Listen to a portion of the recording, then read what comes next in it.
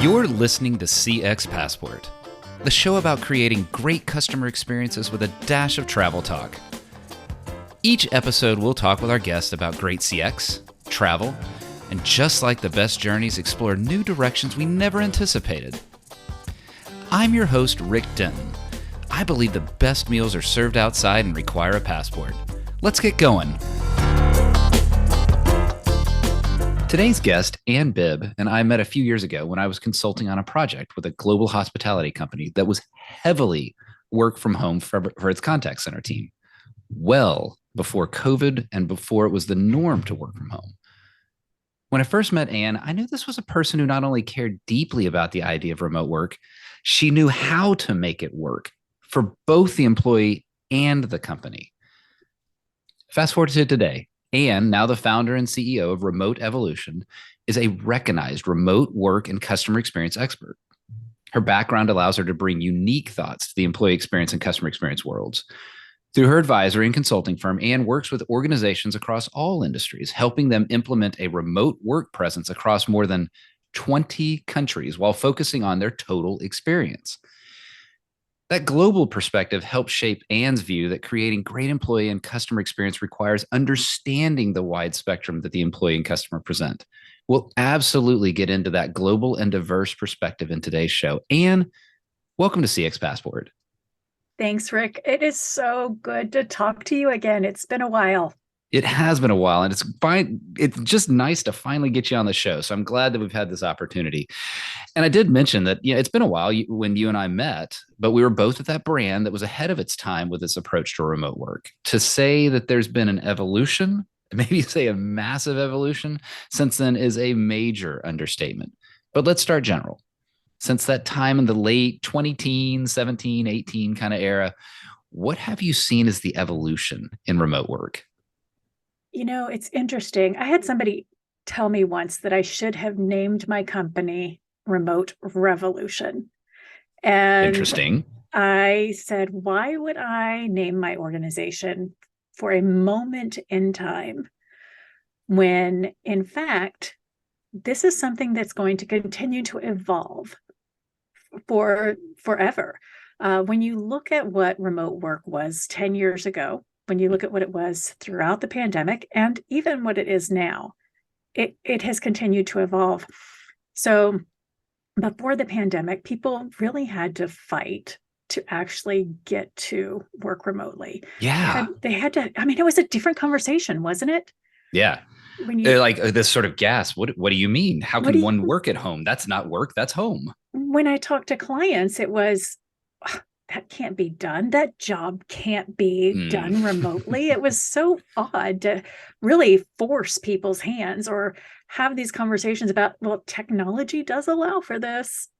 So it's odd to see how it's transitioned and evolved because the pandemic removed the can't from the vocabulary. Yeah. Because everybody went home. It moved to sort of instead of that's crazy. We wouldn't, but it's a how might we? Because they were forced into that, the classic sort of improv or innovation phrases that you're supposed to use, but it became all right, how might we figure out how to do this working from home thing? I would even go so far as to say it was well, thank goodness this is available. Fast forward to now, and all of a sudden we have evolved into the next stage of, well, there has to be a good in between. Let's start thinking about hybrid. Let's start thinking about you're going to come in and you're going to work in the office 2 days a week or 3 days a week, and then you can work from home. Yeah. And what I find really interesting is that how many organizations are making these decisions without talking to their employees.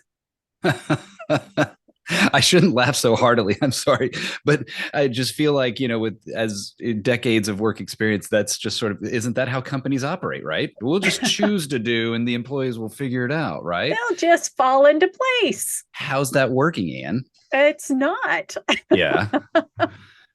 And the thing is, employees don't want to be told that this is how it's going to be. Employees want to be heard. This is your captain speaking. I want to thank you for listening to CX Passport today. We've now reached our cruising altitude, so I'll turn that seatbelt sign off.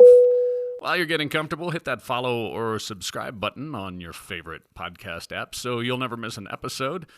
Love it if you'd tell a friend about CX Passport. Leave a review so others can discover the show as well. Now, sit back and enjoy the rest of the episode. What are you, so in that vein, so imagine like that, a 20-person company. Hey, we can all get together and figure that out. A 200-person company, a 2,000, 20,000, right? As you get bigger, that gets more challenging to do that. So how do you kind of guide companies to walk through that decision-making process beyond just, well, I kind of like to be there 2 days a week, so therefore my employees like to be there 2 days a week. How does a company do that right? Well, and you know what? Just because you like to go to the mountains, does everybody else like to go to the mountains? Who likes to go to the beaches instead? You know? I want to go to all of them. So I fit all of the categories. I'm talking to the passport guy. Of course exactly. you do. But I then you start, but you're absolutely correct. As an organization scales, they have to revisit things. And, nothing runs the same at 20 people as it does with 200 people versus 2,000 versus 20,000. Every time you hit a milestone, you have to revisit.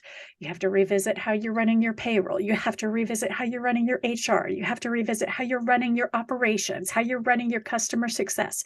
You have to revisit all of this, the specific areas of your organization. And whether you're doing work from home, hybrid, or brick and mortar is no different. That is a very specific thing. And as you scale to these larger organizations, it no longer becomes an organization-wide decision. It starts to become a department or team-wide decision. Okay. It starts to become a leader decision because you're starting to lead individual organizations within your organization. Putting a flat mandate across 200,000 people is across 30 different countries, 60 different countries. It's an incredibly difficult thing, and I dare say almost impossible thing to do. Yeah, and it gets at that idea of employee experience and what that means. But that idea of, a key element of that employee experience is trusting the employee. So if you've got a organizational hierarchy for efficiency, right? We do tend to live in hierarchies. There is no such thing, I think, as a 20,000 person company that's truly flat. But you have to trust, and trust is such a key part of employee experience. And I alluded to it in the introduction, right? That we were talking about customer experience and employee experience, and it's cliche. I get it. They're interwoven together. I get it. I think you get it. A lot of people get it. But why is it so important? Why are companies still not even getting that right? But what is it that ties those two worlds together of customer experience and employee experience?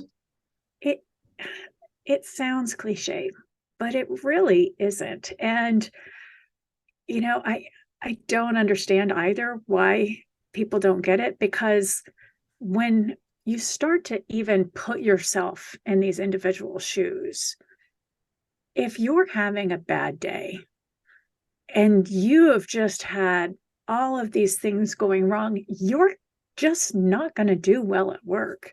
Sure. And I'd even go so far as to say, when you're having such a terrible time at home, you can compartmentalize to a certain extent. And people need to remember that everything that's happening to us from a human aspect, right, that impacts people's mental health as well. If we're having a bad day and you were servicing me as a customer and I were having a bad day and started yelling at you, if you were to, because of that, absorb all of that negativity, that could potentially set you over the edge. Yeah. Now, if you take that to the next customer, and because of, say, your boss has put all of these policies in place that make working very difficult. You've got to do it faster. You've got to do it accurate. You have to be absolutely perfect. The stress from everything of having to do it a very specific way at a very specific speed while you've got all of these things happening at home and people yelling at you, you're no longer going to be nice. So one thing that an employer can do to help the situation is have a good employee experience, providing EAP services, Yeah. making sure that there are realistic goals in mind, making sure that they are watching out for the signs. Doing all of this flows through. Yeah, and I've heard like so much of that because you're describing the employee as a human. Well, there's a dumb sentence, right? Maybe I should extract that. But yeah, the employee Right. is a human. Well, we're getting to employee bots, but that's a different conversation. But the idea of they have their interaction with their customer, they have their ecosystem that is their employer created, and there's their home one. Well, if I'm the employer, what do I have the most control over? Obviously, it is that employee experience. And things that you're describing, the tools that make it easier so that when they are dealing with a frustrated customer, the employee, aren't having to clickety clack 1,000 times trying to figure out, oh my gosh, how can I possibly answer this question? Or even something, oh gosh, I wish I could remember. It was years ago. I heard about it. Some company, again, it was on a podcast, but they had that decompress room, right? And they had two sides of it. There was the Zen garden style with the plinky plunky music and the little sand gardens. And then there was the rage room of kicking the crap out of some sort of punching bag. And that kind of allowance to get off the phone and go get rid of that customer interaction is all part of creating a great employee experience in that contact center environment.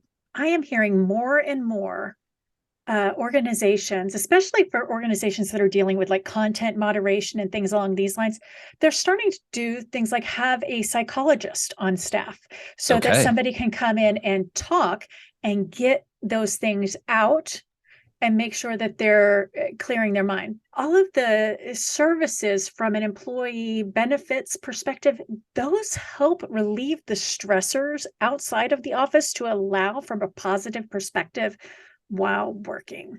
Okay. It goes back to something you said at the very beginning. And that is whatever this remote, whatever this hybrid experience looks like, it's going to require listening to your employees and finding out what they need. And if what they need is EAP delivered remotely, or if what they need is give me 90 seconds between each call so I can punch the pillow in my bedroom, whatever that need is, then that's understood by listening to the employee and then delivering, listen and act, and delivering on that for the employee in that overall employee experience. It's communication. Oh gosh. Oh my goodness. Big words. Let's take a new tack here, just a little departure, right? We talked about the passport. I want to get that passport out. I mentioned the 20 countries, right? Work from home is not just okay, so I'm in the US and I go to my house, not my office. There's this whole world that is now available when we talk of work from anywhere. We hear about companies that are seeking that global talent. We talk about digital nomadism. So what does work from anywhere really look like globally, especially if we're thinking of it both from the company's aspect and the individual's aspect? So, it's interesting. People talk about remote work, remote first, hybrid, digital nomadism, work from anywhere. All of these terms are out there right now. And it's interesting to see how different companies have defined them. And rarely are things defined the same way. For instance, remote first. I've seen so many organizations call themselves remote first, but actually not be advocates of remote work. They call themselves. Interesting. How does that work? It is incredibly interesting. I think that from a marketing perspective, they're trying to get those remote, they're trying to pull in the best talent. And then during the interview process, they talk them into working on site. And I tell employees all the time, beware. But from a digital nomadism perspective, it's important to pay attention to when you're looking for a job, and also understand a few things along the way. One, insurance from a health and medical perspective. Also understand what your tax implications are, and then understand what your visa implications are, because it's all fine and dandy. But if you are traveling to a country as a digital nomad, and that country only allows you to be in there for 90 days, and you're in there for 91, you could find yourself in a heap of trouble. So digital nomadism is a great thing that was around prior to the pandemic, however, has really the whole world has opened up to it and people have really become aware of it now. What I find interesting is how many companies are really interested in it from that perspective. What companies are wary of, though, is those individuals who never set foot in the US from a tax implication perspective. Because if those employees don't, then all of a sudden they are now having to either ensure that they have an entity in the primary company or in the primary country that these travelers are spending the most amount of time with, and then they are looking at those tax implications there. Interesting. And that's certainly well beyond my understanding and scope, and beyond. Listeners, seek a tax advisor, seek legal counsel. Don't listen to anything that you're listening here. Always have your tax advisor. Yeah, always go that direction. But I do want to, it does at least pop a little bit of the bubble a little bit about how, look, I can work anywhere, or an employer saying I can access the globe for talent. So while work from home, work from anywhere is certainly an appealing concept, it sounds like, yes, there are some constraints, there are some boundaries that take us away from that nirvana that I could, I think I'm going to go work in Thailand this week, and then I'm going to go work in Tanzania the next week. And you can, as long as you're following the rules. Well, let's talk about something a little more fun about travel. Yes. And that is how travel's impacted you. If you've gone all these 20 countries, and I know you've gone beyond that, but I know that travel's sort of shaped me and my personality. How has it affected you? How has it shaped your perspective on customer and employee experience? So, first of all, like you, I absolutely love to travel. There are a few things that I look at whenever I'm traveling. So one thing that you may not know about me is that I'm mildly hearing impaired. And then another thing about me is I actually have something called celiac disease. Okay. So that means that I am restricted on what I eat. So when I'm traveling, I always try and make sure that if I'm traveling on an airline, that I'm having to reserve things in advance from a food perspective. I also note there's a place on most airlines that you can note if you're hearing impaired, so that they can, if you fall asleep on the plane, they know to tap you, or if you can't hear them. So there's a lot of little things, but also when I'm going through airports or anything along those lines, just paying attention and seeing how difficult or how easy it is for somebody with this specialty. I don't like to say disability, because I'm I can get along just fine. Yeah.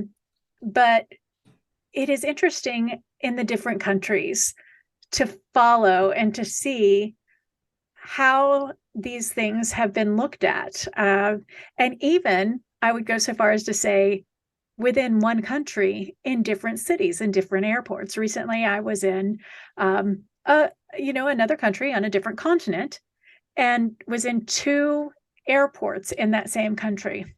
One airport was so easy to maneuver through, and it. There wasn't a ton of white noise in the background, even though there were a lot of people. So I could still pointedly look at people and somewhat hear them, utilize my appropriate apps for transcription. The signage was so good.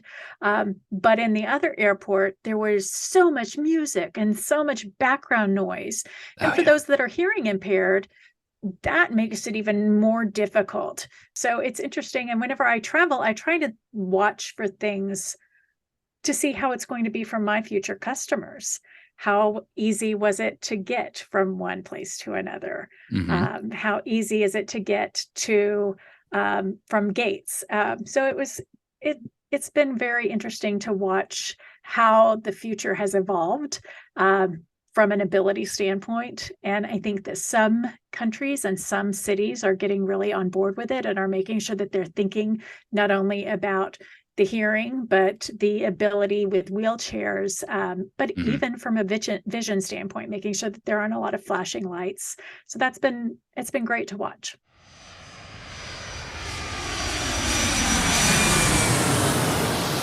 When you're doing that kind of traveling, and you're traveling around this many places and going through all of these travels, I imagine it can be nice to stop down in a place of peace, in a place of calm, in a place that we might call that legendary first class lounge. And so I'd like to invite you here in the first class lounge. We'll move quickly here and hopefully have a little bit of fun. What is a dream travel location from your past? Hong Kong. My Oh, husband and I yes. visited Hong Kong once. We wanted to go back. And then, of course, the pandemic hit. It is stunning. Yes, you definitely go back. It certainly it's changing, and we know that, but definitely I love that place. What is a dream travel location you've not been to yet? New Zealand. Oh yeah. Okay. Tell me what about it? Why?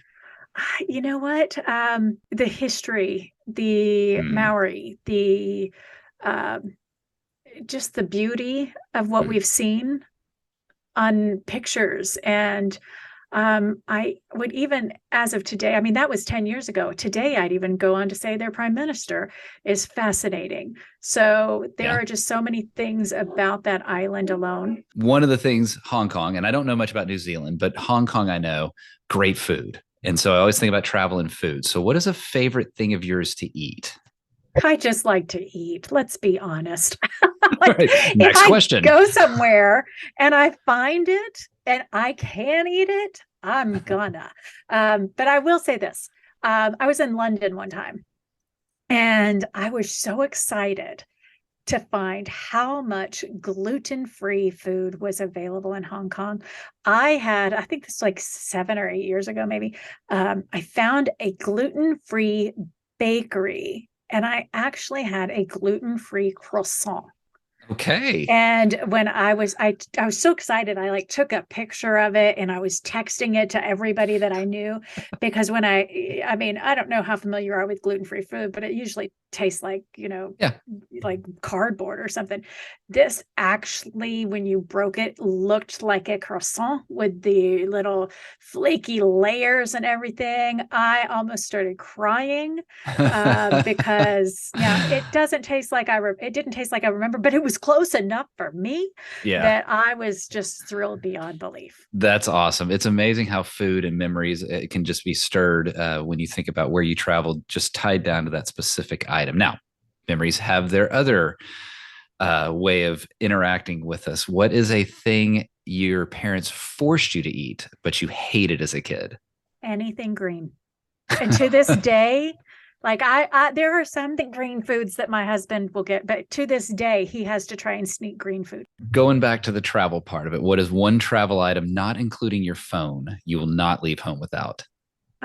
Protein bars. Honestly, because I never know what I'm going to be able to eat. So, not to bring it back down to reality, I generally travel with gluten-free protein bars, gluten-free snacks.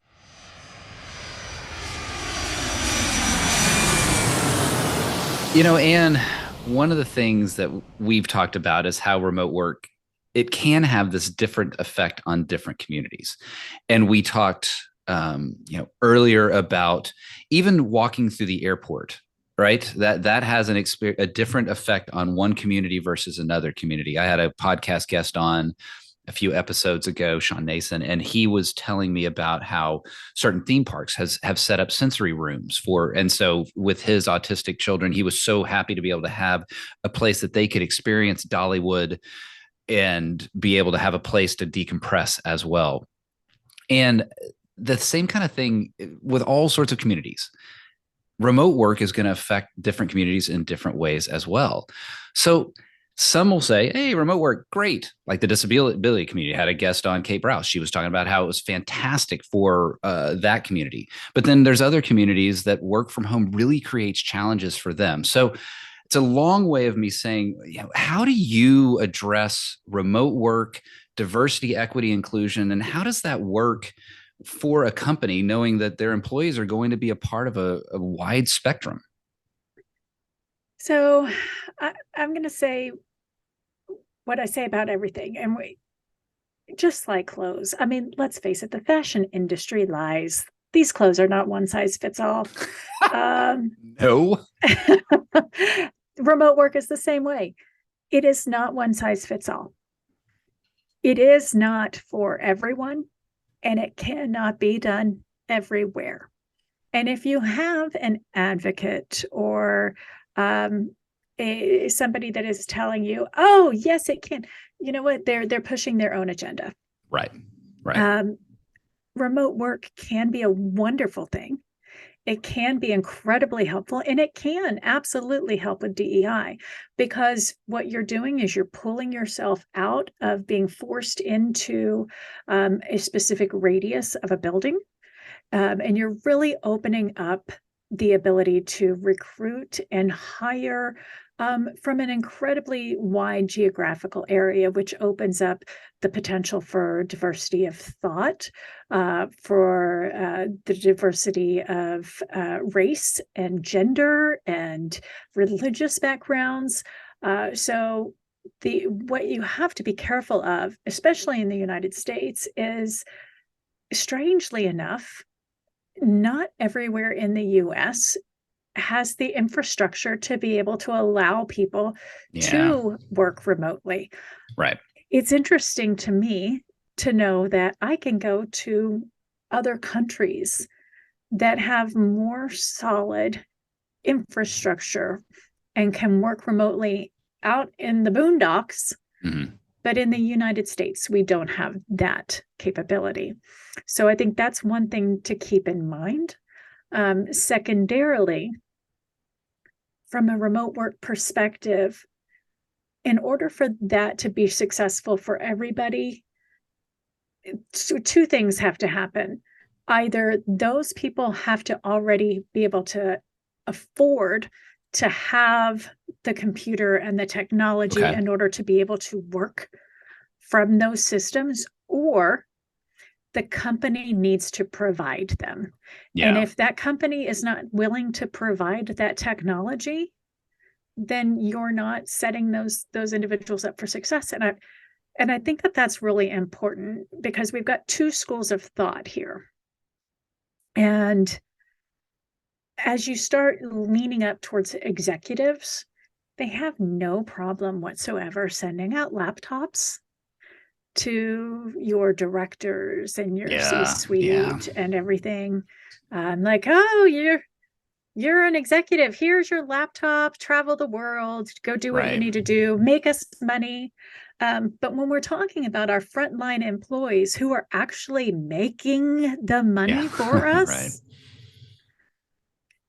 they're not wanting to send them the computer. And I mean, I'm a fan of bring your own device. I truly am. But there is a limit to that as well, because especially as we get further out of the city square, we're talking about individuals who don't have the ability to afford this. So this just needs to be a factor in the organizations as they're starting to make these decisions. Yeah, I like how you zeroed in on one aspect. There's a multitude of lenses that we could look at that, but you're right, the socioeconomic aspect of it, that if you're doing a work from home situation, well, then that person has to be able to create that environment to be successful and productive. Whereas there's an entire community that says, no, that's why I like going to the office, because the office has that productivity ability for me built in. And what are you cutting out of your employee spectrum, which then will impact, we didn't talk about it, but impact your customer experience spectrum? Because then if you're serving a certain customer set and you don't have that inside of your own company, then how can you possibly understand that customer? Which, interestingly enough, whenever you start thinking about the people that are further away from the city square, those are the individuals who live far away from the buildings. Yeah, and exactly. So it's just like this massive domino effect. Yeah. And as we always do in our conversations, we're running long. We've gone long here. So I want to close out with something that you said. You actually said it to me earlier, but I've heard you say it before, but you said it here in the show, that it's not customer experience, it's not employee experience, it's human experience. Why don't you just close out? Tell me what you mean by that. Well, I mean that we are all humans. You know, when we look at who we are talking about, we need to it is free to be kind. It truly is. It doesn't take anything out of your pocket. It might take a little bit out of your pride, but that is free. All of the employees that you are working with, they're humans. All of the customers that you are dealing with are humans. Do we all agree on everything that that individual thinks? No. But you know what? They are a person and they deserve that respect, period. We are all humans and we have to figure out how to live together on this earth. And that is what I mean by human experience. Let's end it right there. We're just going to end it right there. And that's a wonderful, beautiful sentiment to end this show on. We talked about remote work. We talked about the global aspect of that, but ending there on the understanding that ultimately it's human experience. Now, how can people get in touch with you to learn more about remote work, your perspectives on employee experience, customer experience? What's the best way to get in touch with you and learn more? Absolutely. So anyone can always reach out to me and connect to me via LinkedIn. They can find me at Anne, A-N-N-E, and Bibb, B-I-B-B. I also have our company website, RemoteEvolution.com. And if you want to find me for a speaking engagement or for coaching, AnneBibb.com, ANNEBIBB.com. Excellent. All of that, listeners, in the show notes, you know the drill. Scroll down. You don't have to look it up. You just click the link and you've got access to Anne there. Anne, thanks so much for spending time with me today. I really, it was informational and inspirational, and I love having both of those on the show. Thank you for talking to me today on CX Passport. Thanks, Rick. Thanks for joining us this week on CX Passport. Make sure to visit our website, cxpassport.com, where you can hit subscribe so you'll never miss a show. While you're at it, you can check out the rest of the EX for CX website. If you're looking to get real about customer experience, EX for CX is available to help you increase revenue by starting to listen to your customers and create great experiences for every customer every time. Thanks for listening to CX Passport, and be sure to tune in for our next episode. Until next time, I'm Rick Denton, and I believe the best meals are served outside and require a passport.